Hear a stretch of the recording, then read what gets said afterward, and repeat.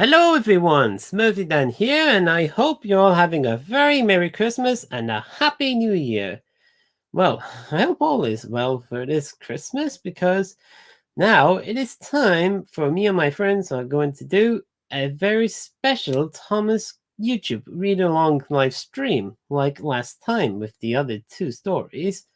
For this special occasion, we will be reading Thomas's Christmas Party, written by the Reverend W. Audrey, TV series created by Britt Holcroft, read aloud by SmurfyDan and friends. Enjoy! Mrs. Kyndley lives in a cottage by the railway. Mrs. Kyndley loves trains and waves when they go by. Once when she was ill in bed, she saved Thomas from an accident. The Fat Controller sent her to Bournemouth to get well. Thomas and Toby missed her greatly and looked forward to welcoming her home again. Toby saw her first. Babe, He whistled. There's Mrs. Kyndley. And happily rang his bell. His driver, fireman, and all the passengers waved to welcome her home. Thomas was pleased too. His trains were heavy at Christmas time. I can't do it! I can't do it! He panted sometimes, but Mrs. Kyndley cheered him on. Oh, yes, I can! He would puff bravely, forgetting the hard work. Thomas had never forgotten how she had saved him from an accident, and always wanted to thank her properly. Toby agreed with him, and so did their drivers and firemen.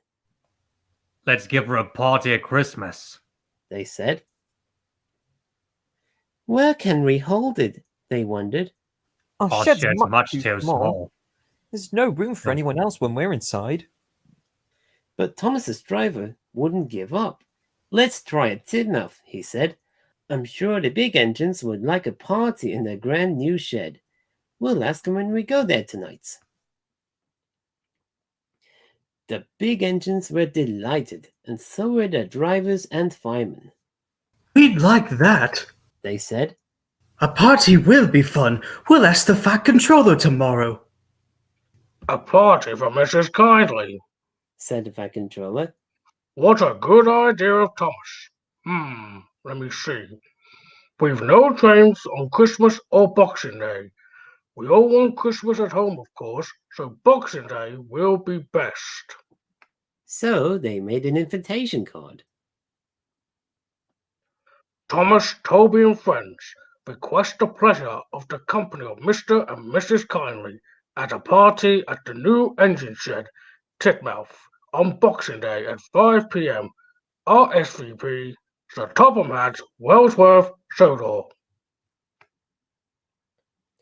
Thomas and Toby were with the big engines in Titmouth sheds for Christmas, while Annie, Clarabelle, and Henrietta joined the other coaches in theirs. They were looking forward to the party and were so warm and snug that they had quite forgotten the weather outside until the Fat Controller came bursting in. The weather's changed, he called out. It's snowing hard at Farquhar. Mr. and Mrs. Kyndley are cut off. We'll need snowplows to fetch them tomorrow. What about it, Thomas? asked the Fat Controller. He knew that Thomas hated snow. Thomas said bravely, I'll try, sir. We must rescue them. We must. Can I help, sir? asked Toby. That's a good engine, smiled the Fat Controller. You two will manage splendidly. Early next morning, Thomas and Toby were both fitted with snowplows and arranged back to back, with a van-carrying workman coupled between them. They charged the snow drifts fiercely. Sometimes they swept the snow aside, sometimes they stuck fast. When they stuck, they drew back so that men from the van could loosen the hard-packed snow. Then on they went again. It was hard and tiring work for everybody. But to cutting near the cottage, they could go no further. Look at that, exclaimed Thomas's driver. Peep, peep, peep! Here we are! whistled Thomas. The snow was so steep round the house that the answer came from an upstairs window. Toot, toot, toot, so are we, Came from behind the cottage, That's Terence. said Thomas excitedly. He's come to help too. Sure enough, Terence also had a snowplow and was working hard to clear the road. The two parties met to make a plan. Terence's gang promised to clear the snow from round the house, while the railway gang dug a path from the house to the line. Meanwhile, at Tidmouth, Henrietta was being swept, dusted, and decorated as never before. She felt very proud of herself, and when she was ready, Percy, who had also been given a snowplow, took her to Elsbridge to wait for Thomas and Toby. Presently, Thomas and Toby arrived. They had a good rest and a clean-up, and then scampered up the line with Henrietta to fetch Mr. and Mrs. Kyndley, while Percy took a workman back to Tidmouth in their van. It was dark when they finally reached Tidmouth. The shed doors were shut. There was dead silence, and no one was about. Peep, peep, peep, peep. They whistled desperately. Thomas, Where is everybody? Suddenly, a chorus of whistles and cheers came from the shed. Lights in the yard flashed on, and the shed door slowly opened. Merry Christmas hung in colored lights inside. Sir Topham and Lady Hatt welcomed Mr. and Mrs. Kyndley, and everyone gave them 3 cheers. Mrs. Kyndley asked at once to see the engines. We're honoured. We're honoured. Honoured. Said Gordon, Henry, and Edward. Then Mrs. Kyndley especially thanked the smaller engines. Thomas and Toby are old friends. She said. And now, Percy, you are my friend too. Percy was so pleased he bubbled over. 3 cheers for Mrs. Kyndley. He called. Peep, peep, peep. Peep, peep, peep. Peep, peep, peep. They all whistled. The fat controller held his ears, but everyone else laughed and joined in.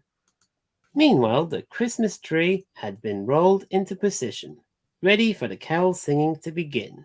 They sang all their old favorites till their voice gave out, and then they were refreshed with hot coffee and mince pies.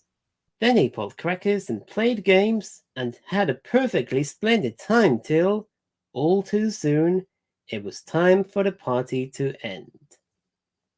Ladies, gentlemen, and engines, Boomed the fat controller.